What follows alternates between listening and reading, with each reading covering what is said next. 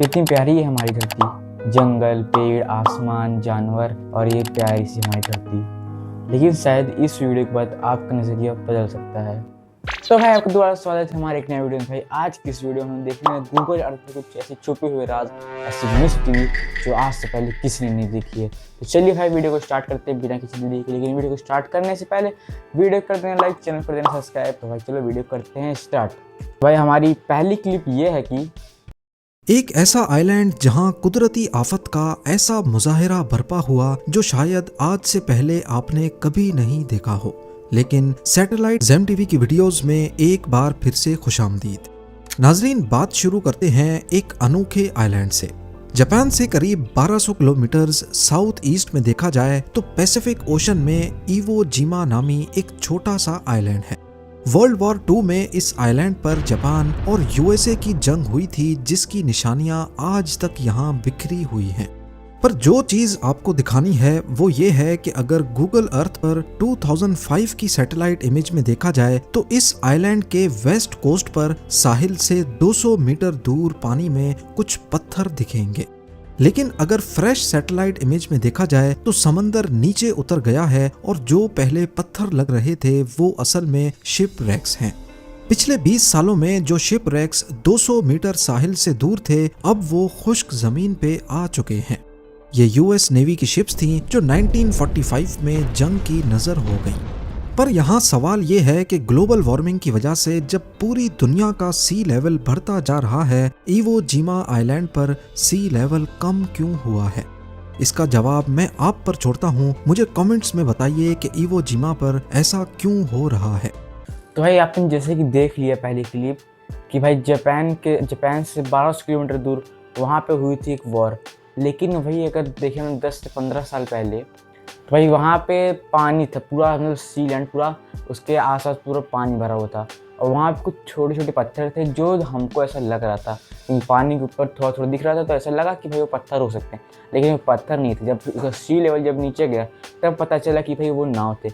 लेकिन एक बात बताओ भाई मेरे को कि हर जगह का तो भाई सी लेवल बढ़ रहा है, कहाँ कहाँ बाढ़ आ जा रही हैं, कितनी जगह तक घर डूब जा रहे हैं, कितने फैमिली रोड पर जा रही है। लेकिन भाई वहाँ का सी लेवल इतना नीचे क्यों जा रहा है? किस वजह से वहाँ का सी लेवल इतना नीचे जा रहा है?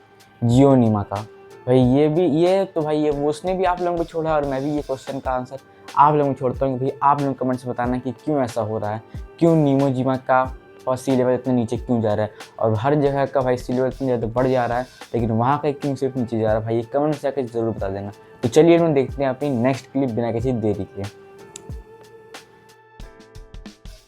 अब चलते हैं अगली लोकेशन की तरफ। रशिया के फार नॉर्थ ईस्ट रीजन में साइबेरिया के वीरान जंगलात के बीचों बीच ओलेनयोक नामी एक रिवर गुजर रही है। इस रिवर के किनारे पर एक ऑक्सबो लेक मौजूद है, यानी वो झील जो पहले रिवर का ही हिस्सा होती थी। इस लेक के पास अगर जूम किया जाए तो जंगलात के बीच एक प्लेन क्रैश का मलबा नजर आ रहा है। सैटेलाइट इमेज से ऐसा मालूम होता है जैसे प्लेन ने जंगल के दरख्तों को चीरते हुए क्रैश लैंडिंग की है। देखने में ये ट्विन इंजन एंटोनोव AN-30 लगता है।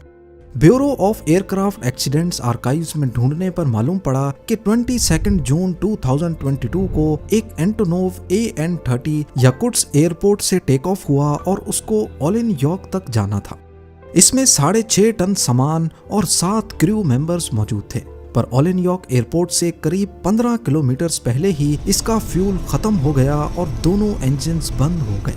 मजबूरन पायलट ने जंगल के ऊपर क्रैश लैंडिंग की। खुशकिस्मती से इस हादसे में सारे क्रू मेंबर्स बच गए, लेकिन प्लेन को इतना नुकसान पहुंचा कि उसकी रिपेयर पॉसिबल नहीं थी। हादसे के वक्त खींची गई फोटो में देखा जाए तो जहाज के टेल एलिवेटर्स कटे हुए हैं, जो सैटेलाइट इमेज में पॉइंट ऑफ कांटेक्ट के पास देखे जा सकते हैं। तो भाई जैसे कि आप लोगों ने दूसरी क्लिप भी देखी ली होगी, भाई इसमें साफ साफ बता रहे कि भाई एक प्लेन क्रैश हो गया है रिवर के बगल में जंगलों में। भाई तो उसमें मिस्ट्री ज़्यादा कुछ है नहीं, नॉर्मल सी बात है भाई। उसका फ्यूल ख़त्म हो गया, लेकिन ये अच्छी बात है भाई उसके जितने क्रू मेंबर्स थे वो सारे बच गए। लेकिन भाई एक चीज़ इसने बताया नहीं कि वो क्या सामान लेके जा रहे थे, वो सामान बचा नहीं बचा, क्या हुआ उसका कुछ पता नहीं चला अभी तक। तो भाई आप लोगों को अगर कुछ पता हो इसके बारे में तो भाई कमेंट्स में जाकर ज़रूर बता देना। और यहाँ तक अगर वीडियो देख लिए हैं तो लास्ट तक ज़रूर देखना, क्योंकि लास्ट वाली क्लिप कुछ ऐसी है कि आप भी देख कर डर सकते हो। तो चलो भाई हम लोग देखते हैं बिना किसी देरी के अपने थर्ड क्लिप। पैसिफिक ओशन में न्यूजीलैंड के साउथ में एक आइलैंड है जिसको ऑकलैंड आइलैंड कहा ऑकलैंड जाता है। आइलैंड। इस आइलैंड के बराबर में एक और आइलैंड है और इसका नाम काफी अजीब सा है। जी हाँ, डिसअपॉइंटमेंट आइलैंड। पर आखिर इतना अजीब नाम क्यों? इंटरनेट रिसर्च करने पर मालूम पड़ा कि 18th और 19th सेंचुरी में समंदर के इस हिस्से में व्हेल्स का शिकार बहुत कॉमन था। इंग्लैंड से लोग पैसिफिक ओशन के इस हिस्से का रुख करते थे, खासकर एंटार्क्टिका के करीब। कई महीनों के सफर के दौरान उनका खाना पानी, लकड़ियां सब खत्म हो जाती थी। उस वक्त जब दूर से इस खूबसूरत आइलैंड पर नजर पड़ती थी तो शिकारी सोचते थे कि क्यों ना यहाँ जाकर कुछ रेस्ट किया जाए और अपनी सप्लाईज वगैरह भी रीफिल की जाए। लेकिन कई 100 मील सफर करने के बाद जब वो यहाँ पहुँचते तब इस आइलैंड का असली चेहरा नजर आता। यहाँ ना लेक्स हैं, ना चश्मे, ना दरख्त हैं और ना ही कोई खाने की चीज। और ऊपर से यहाँ ठंडी हवाएं इतनी तेज हैं कि यहाँ रहना भी इम्पॉसिबल है। इसी वजह से जो भी यहाँ आता मायूस होकर लौटता था।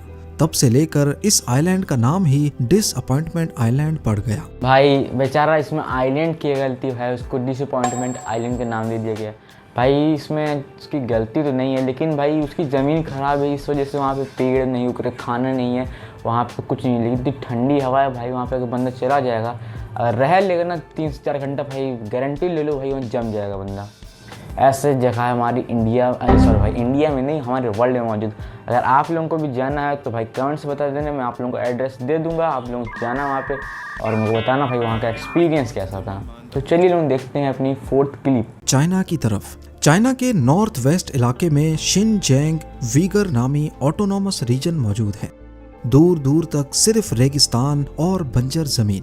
गूगल अर्थ पे छानबीन के दौरान यहाँ एक बहुत बड़ी फैसिलिटी बनी हुई पाई गई। पर यहाँ हैरानी की बात इस फैसिलिटी का इतने रिमोट एरिया में होना नहीं, बल्कि हैरानी की बात तो यहाँ पड़े 2 फुटबॉल फील्ड जितने बड़े पत्थर हैं।